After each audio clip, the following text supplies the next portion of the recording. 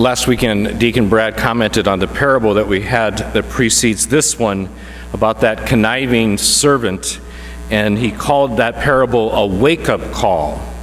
And if that parable was a wake-up call, then the parable that Jesus tells us today is saying, if you haven't woken up, I'm going to pull you out of bed, or I'm going to strike you with lightning.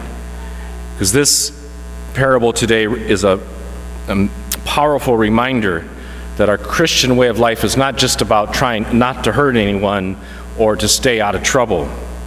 Because think about this, what did the rich man do that was so terrible? The answer is nothing. He didn't do anything, yet he was permanently in torment.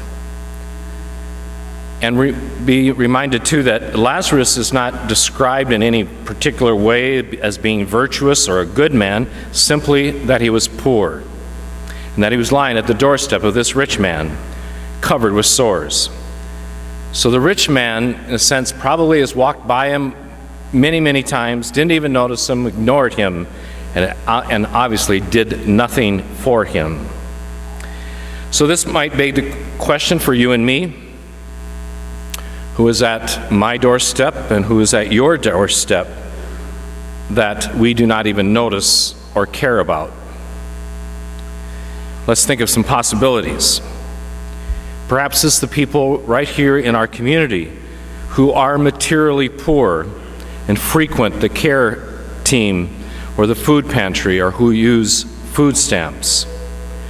Perhaps it's someone in our area too, recent immigrants from Mexico, Central America, or Africa. Perhaps it's the people at our southern border, or those who are in our detention centers at the border. Perhaps it's refugees from Syria, Iraq, Burma, Venezuela, so many other places who have been forced out of their homes because of violence or poverty. Again, close at home, perhaps we don't notice or care about the people in our care centers or single mothers, those suffering from depression, bipolar disorder, or schizophrenia. And then, of course, there's the millions who are undernourished without access to housing or access to clean water. The list could go on and on about those who are in need and who are suffering in some way or another. And that list could overwhelm us. It overwhelms us because you and I can't do something about every one of those groups. So if we can't do something for everyone, then what do you think Jesus is expecting of us through this parable? Let's say one thing for sure. He wants us to care, that we just don't ignore these situations, these people. They're made in the image and likeness of God. That at least we care. And then we do something about those who are within our reach. Also, sometimes we have to take it to another level. For instance, at the border, there are security concerns, but there are definitely hurting, suffering people there. And then throughout the world, there are thousands of refugees in a kind of no man's land.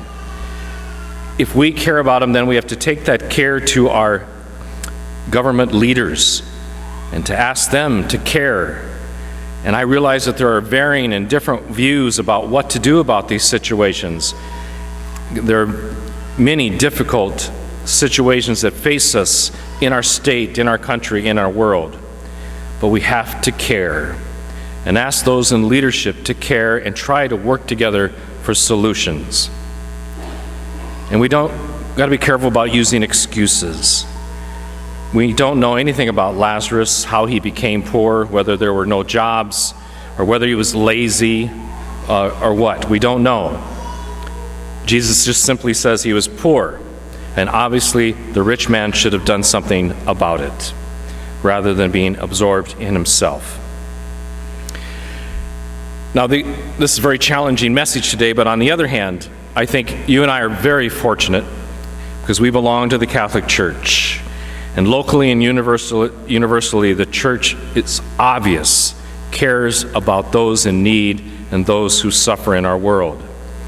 We are also very, very blessed that we have a twin parish in Haiti, which is the poorest country in the Western Hemisphere. Having a relationship with Saint Jean de Chantal hopefully is always pulling us out of our comfort zone and always reminding us how we are definitely wealthy. We are a wealthy people materially, and they have so little. So our twin parish is a way for us to care about our brothers and sisters in Haiti and invest in them. It should also constantly push us to do all we can for parish families against hunger, because that food that we package might be the only hot meal that the kids in our twin parish school get each day. We need to care about them, as I said from the beginning of Mass, because there is a great deal of lawlessness, rioting, and violence in Haiti right now. We really need to worry about Monsignor Goose. As a leader, people would know that he's getting funds from somewhere for all the work that he does, and so he is probably a target. So we really have to care about him, pray for him and his safety, and for all of his people.